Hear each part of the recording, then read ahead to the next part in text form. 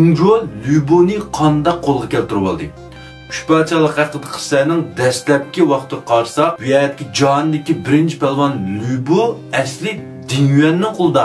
Bu Dingyuanni tutqat tutayotgan Dungjo tarafga o'tmagan. Bu vaqt seriy xalqlar qo'zg'olonini bostirish uchun Dungjo Yuanshaoning taklifi bilan Shilyangdan kelgan. Ular bu qo'zg'olonni bostirib, bu ishlar tugagandan keyin bu o'rtada o'tirib bir qatimliq kengashda Xoqonni almashtirmoqchi bo'ldi. Bu vaqtda Lübo bunun adımı emas, Dingyuanning adımı. Şuna Dungjo deydi bu Xoqonni almashtirli, anda qilili, manda qilili, ma Xoqon andoq gel degandan keyin bu vaqtki Dingyuan Loyang poytaxt qo'shinining bosh sardori hisobdalik olib chavandozlar begi degandek. Shuning bilan Dingyuan bu vaqtning o'zida Dungjoga deydi: saraliq to'mpay Dungjo, sen kimding tunni bugun tog'dan tushib sen bizga mayli biz qarab tursa Xoqonni almashtirli, on qilli, man qilli deb o'tirsan, men o'zingcha degankin Dungjoning qattiq hasib qilishni sharti chiqib nima dedim? Deyishga bu vaqtda Lübo o'tirib chiqib chasiyalmadi. Vasıl qadar. Yani bugun kim mening Dingyuan tutqatam bilan qarshilashga shuning qani ishkinim ishgan degandan keyin Lüboning badanidan chiqayotgan jasorat, onun qahr g'azabdan Dungjo qo'rqib ketdi. Shular Dungjo bu vaqt ishnim deyamay qaytib ketgandan keyin mashinaga ichib shu o'ltasa, buning hali o'shik saqalliq bir lisi degan bir tikochisi bor. Shu bachalik haqida qissatli yomon tikochi bu. Voy Dungjo begim, bu Lübo degan yosh kallis ishlamaydi, putqul ishlatgan bilan men berib ikki og'iz gap bilan uni keltirgan rost qila olamsa, xo'sh, unda osnovatsan mashina qila olsam, karını ming tilla hozirlik jo'njon qilib turmaydi ki maqla. Shuning bilan bu lisi berib Lübo bilan ko'rishdi.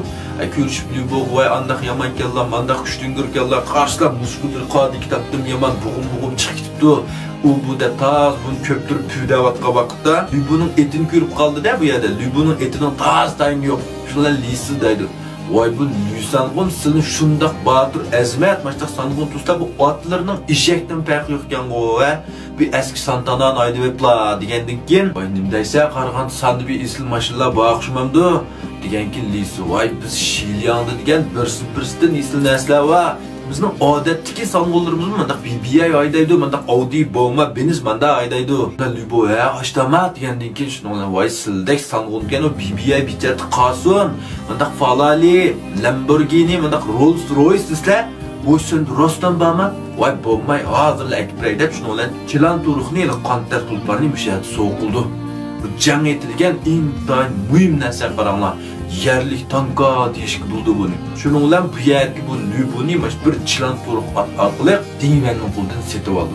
Lübo o'zining bu vaqt tutqatisi Dingyuanni o'ldirib, Dungjo tarafga o'tib ketdi. Şunun bilan endi bu Loyangda Dungjo bilan qarshiliqdek harbiy huquq hech kimning qo'lida yo'q. O Wang Ziminbegi, Yenbek deganlarning hammasining qo'lida ma'muriy huquq bor. Mana bajidarsi, suydarsi, tokidarsi degandek mana ma'muriy huquq bor. Harbiy huquq yo'q. Yuanshu g'unsizdan hammasi ajraqiyada. Shuning bilan bu poytaxtda Dungjo qarshilik odamlar qolmagandan keyin shunlar bu poytaxtni, Xoqonni tizgin kirdirib olib, ushbachaliqning pardasini ochib, keyin kishilar asta-asta yuz bergan. Shuning bilan Xuloganda Yuanshu boshchiligidagi 18 taraf qo'shini birlikda Dungjoga ko'tarib chiqdi hamdi. Qanda azmunning oxiri davomli qonlig'inglar bormi? Unda olsa meni Guanju qilib birdan haqsiz yurak urib qo'yinglar. Kashda Jiboda davomli oxirini so'zlab turmay. Rahmat.